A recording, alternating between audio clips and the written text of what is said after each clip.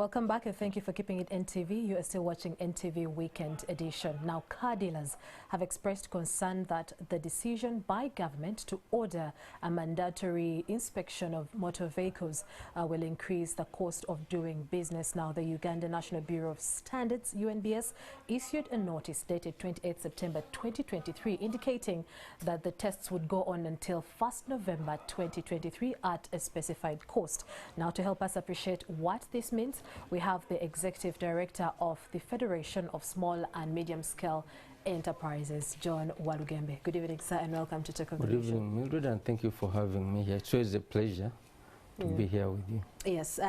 Now, these changes come at a time when vehicle importation is one of the most taxed components of business. Do you deem this decision justifiable?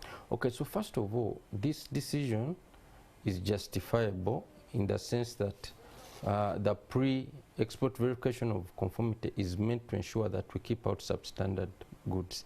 It was first introduced in 2010, and the business community has severally opposed it for very many reasons. We all appreciate that it's necessary, but I think many times our concern is around the methodology and the timing.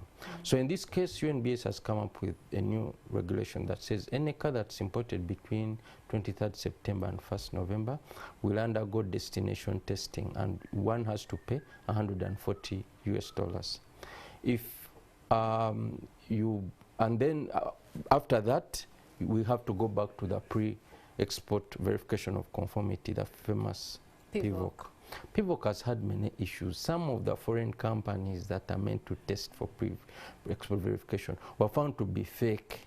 There's one HQTMS, something like that, in Dubai that had one person who had come from China and didn't even know what it meant.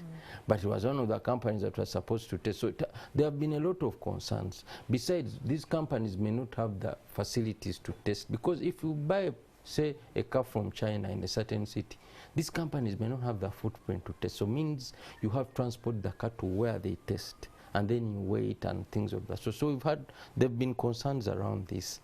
And so we think that UNBS is bringing this very fast. Why the hurry? Maybe between September to November, you have to pay destination testing of 140. After that, we go back to PVOC. They've not even told us who the new providers are, in spite of the fact that there have been these concerns around the providers and everything. So we think we would appreciate more transparency from UNBS. That's number one. Two, we think that they also need to do thorough research, because UNBS is querying what? For second-hand cars. Are we saying that second-hand cars are the cause of most accidents? Where's the data?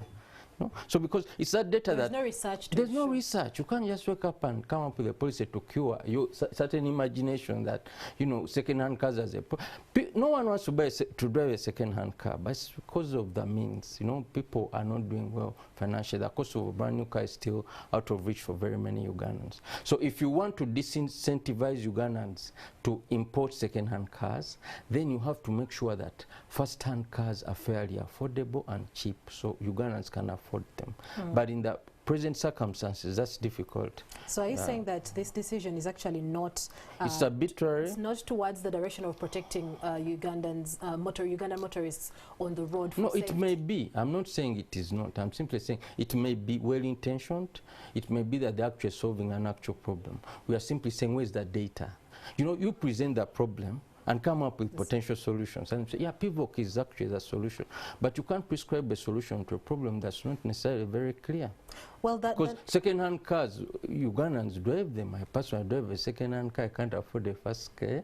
But they're the most common cars. Yes, I bought mine in 2014, and it's still serving me very well. I take care of it. So I don't see what UNBS would be querying. And then I suspect they might bring in this annual fee of roadworthiness. Now that's where the problem will come, because that, especially that, would increase the cost of doing business. And our policymakers, let's be mindful of businesses. Everyone comes up with a new regulation. Now it's number plates.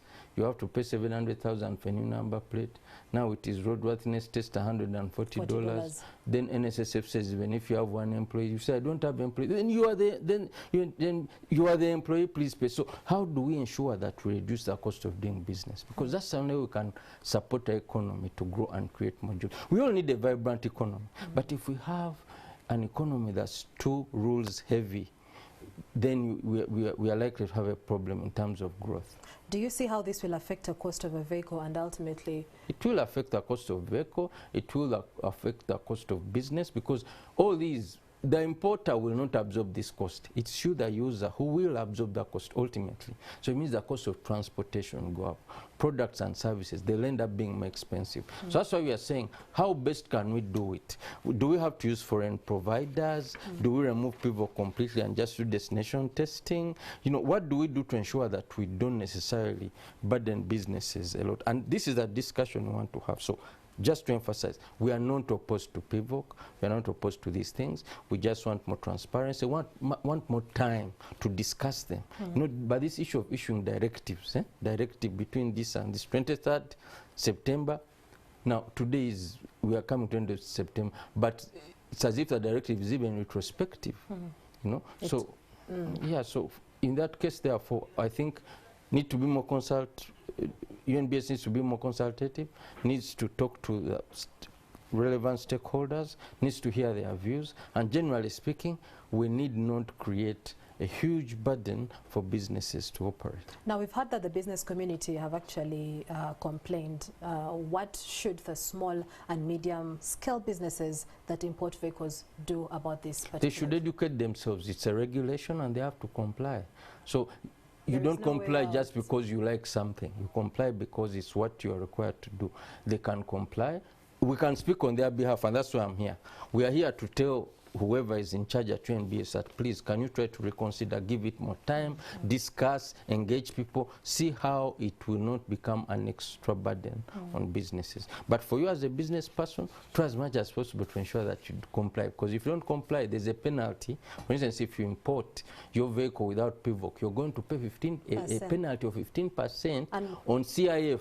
Yes. Cost, insurance, and freight. So you have to be careful. And what will that mean? The car will be more expensive. 15% is a lot of money. No, you rather pay $140 the other side and it gets tested. So for businesses, you have limited choice.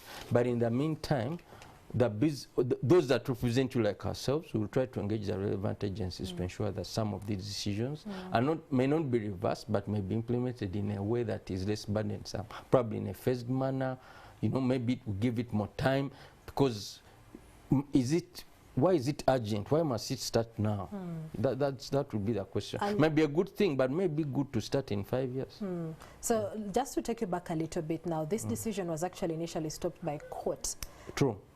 So why do you think it is returning now without even allowing? Court stopped this. The minister in 2010, who was General Tafiri at that point, actually reversed this because he had received complaints from a business community. So it has been a controversial policy from the word go. Obviously, the providers want to make money because there's a lot of money to be made. We're talking about SGS, Intertech, all these international companies are happy to make this money. But our proposition is that we are donating this money. This is money from Uganda that we are donating to other providers. This money is only going to come back in the economy. So how we would want to know how do we ensure that we don't lose this money necessarily? Yes, we want to check the quality of goods that are imported in the country, but how do we do that without necessarily bleeding and allowing our little foreign exchange to get taken away by other people? How do you think this should have been handled? Being that it's a controversial, because it's controversial by all standards. If you look back at the genesis of this issue, it has been controversial, been a lot of complaints, a lot of to and fro court cases and so on. I think UNBS needs to have given it more time to consult, to engage. And most stakeholders are not opposed to it, but it's mainly the approach that they are opposed to. Yeah. Yes. So usually government gives substantial notices for such decisions. So can this be challenged, let's say in court? No, I don't want us to resolve all our issues in court. I mean, of course, it's good to have to go to court and seek. Because basing from what you're talking about, it looks like there is going to be a very huge impact, which mostly is going to be negative to the but we can start by having a dialogue with UNBS, with Parliament, with all the Committee on Trade and Industry and others, to tell them, look here, this is how it will negatively impact us. Probably UNBS can change and give it more time and redesign it and so on. Because, you know, if you go to court, you're probably using a very extreme measure to handle something that should have resolved through dialogue. So my intuition would be, let's engage with UNBS, let's engage with another ministry, the Ministry of Trade, Industry and Cooperatives. Let's engage with the Office of the Prime Minister and Parliament and see how we can resolve this issue. Yes, and maybe something that we should have said earlier was, how was the state of affairs before this notice was even brought in place when it comes to importation of cars? No, so the point is there was no destination testing, for instance. Yes. So if if you didn't get PIVOC or whatever, then you wouldn't be tested. You wouldn't have to pay money here to have it tested and all that. So the point being that it was for the importer, it was fairly easier to import and cheaper to get it to you. Now with this law, it means that you're putting extra costs to the cost of second-hand vehicles. And you know that second-hand vehicles are, bring in substantial taxes to government. Government says we want to discourage the importation of second-hand vehicles. But ultimately, the plan should be that we support the emergence of either a local industry, a local assembling industry, so that Ugandans can afford first-hand cars. And unfortunately, we don't seem, of course we have Chira Industries, but apart from that we don't see a lot of other providers assembling from here. Okay, as we conclude this conversation now, the new scenario after the end of the test period for vehicles imported, say on 3rd November, PIVOC testing for vehicles, or do you think it will be standardized for future imports? Future imports just for cars or for everything? For cars. Yeah, I think so. PIVOC means that before you bring in the car, it's tested in the country of origin, whether it's Japan or the UK or wherever, you pay that money there. But when they say you're paying $140, that's not all, as I mentioned. Not all these providers have a footprint across these. If you look at a country like UAE, you may have to transport a car from Sharjah, say, to Dubai, for instance, for testing, which is extremely expensive. So that's why we are saying we need to consider all these things. The other issue is that who are the providers? UNBS has not told us who the new providers are, because we've had an issue of fake providers. Because this whole system works if the providers are genuine, they have laboratories, and what they are testing makes sense. But if they themselves are incompetent, then we have a problem. It's just a money-making kind of thing. So what we are suggesting, therefore, is that let's UNBS be more transparent. Tell us who the providers are. Let's then tell us what their footprint is. Let's discuss the cost and all these things so that we all move together. Okay. Yes. Thank you so much, John Walgembe, the Executive Director of the Federation of Small and Medium Scale Enterprises. And with that conversation, we take a break, and NTV Weekend Edition continues shortly.